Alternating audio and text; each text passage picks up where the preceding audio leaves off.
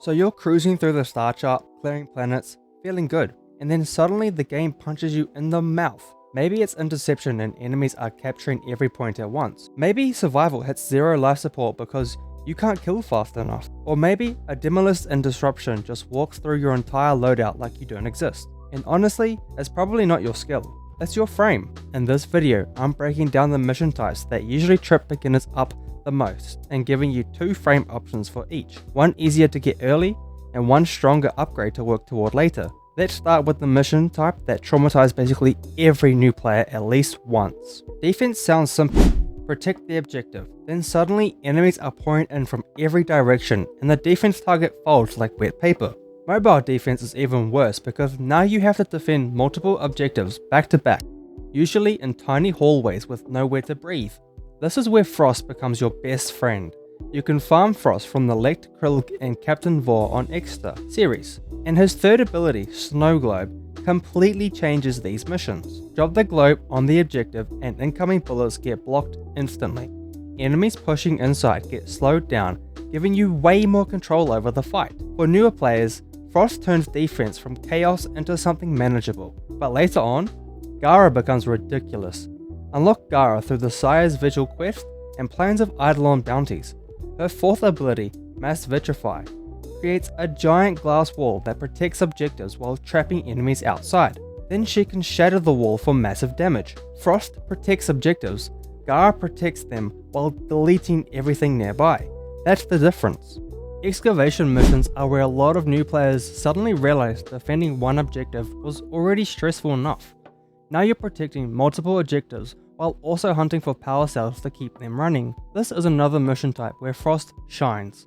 Snow Globe completely changes Excavation because it lets you lock down the excavator itself while slowing enemies pushing inside the bubble. Instead of panicking and trying to kill everything instantly, Frost gives you breathing room to focus on power cells and enemy priority targets. Another great option here is Mag, especially against Corpus. You can farm her from the Sergeant on Phobos, and while newer players overlook her a lot, her crowd control is incredibly useful for objective missions. Magnetize groups enemies together into one deadly choke point, while Crush helps lock enemies down when things start getting messy around the excavator. Frost protects the objective directly, Mag controls the chaos around it. Survival is where newer players usually realize they're either too squishy or not killing fast enough.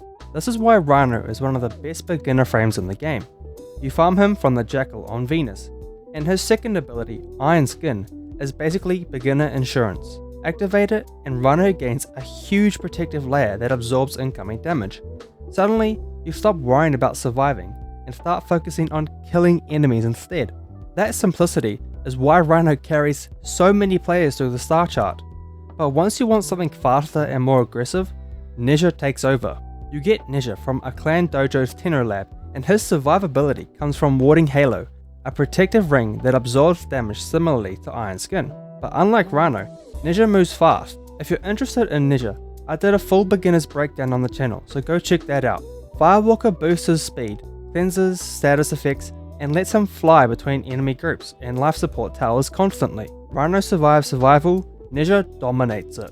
Interception has probably caused more failed public squads than anything else on the star chart. 4 capture points, enemies everywhere, your team somehow defending none of them. Interception isn't really about damage, it's about control, and nobody controls Interception better early on than Vauban. You can get him through the Nightweave or Duvery's circuit, and his fourth ability, Bastile, completely locks down objectives. Enemies get suspended helplessly in the air while your team captures points safely. Instead of chasing enemies around the map, Vauban makes the mission slow down and come to you. But if Vauban controls Interception through crowd control, Titania beats it through speed. You get Titania from the Silver Grove quest, and her fourth ability, Razor Wing, turns her into a tiny flying fighter jet.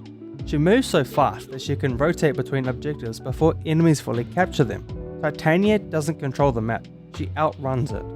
Spy missions are where a lot of players discover they actually hate laser grids. Technically, any frame can clear spy missions, but some make them dramatically easier. The ultimate spy frame is Ivara. Her parts drop from spy missions themselves, which is kind of cruel considering she's the frame that trivializes them. Her third ability, Prowl, gives permanent invisibility as long as you have energy.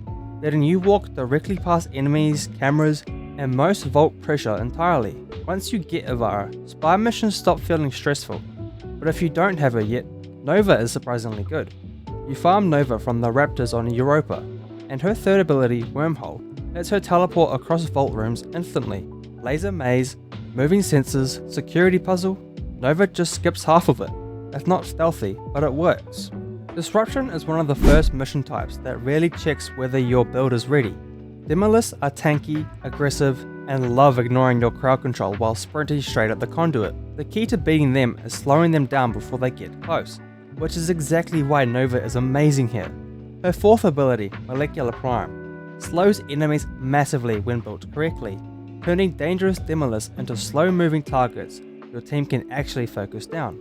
And when things get messy, Vauban helps again. His bat tile locks down regular enemies around the conduit, so you can focus entirely on the demolists instead of getting overwhelmed by everything else nearby. One controls the target, the other controls the chaos around it. Now for some faster recommendations. For Exterminate, Excalibur is still fantastic. His Exalted Blade cuts through enemies effortlessly and carries newer players hard early on. For capture missions, Vault is king. Activate speed and you'll finish the mission before some squads even reach the target. Rescue missions work similarly to capture because speed matters more than full room clearing, so bring Vault again. Titania also works incredibly well once you unlock her. Razorwing lets her fly straight through tile sets, ignore a lot of terrain, and reach prison cells or extraction points before enemies can properly react. The faster you move in rescue missions, the less time the game has to punish you. And for mixed objective missions like Sabotage, Mag is incredibly underrated. She groups enemies together, strips defense, and adapts well to almost anything the mission throws at you. She's one of the most flexible starter frames in the game. Hopefully this helps you stop smashing your head against certain mission types and gives you a better idea of which frame to run next. So, let me know in the comments, what mission type gave you the hardest time when you first started? Next video, I'll be covering every Star Chart assassination mission and how to make them easier for beginners. Subscribe to the channel so you don't miss that, and leave a like if this helped you. Thanks for watching Tenno, and I'll see you in the next one.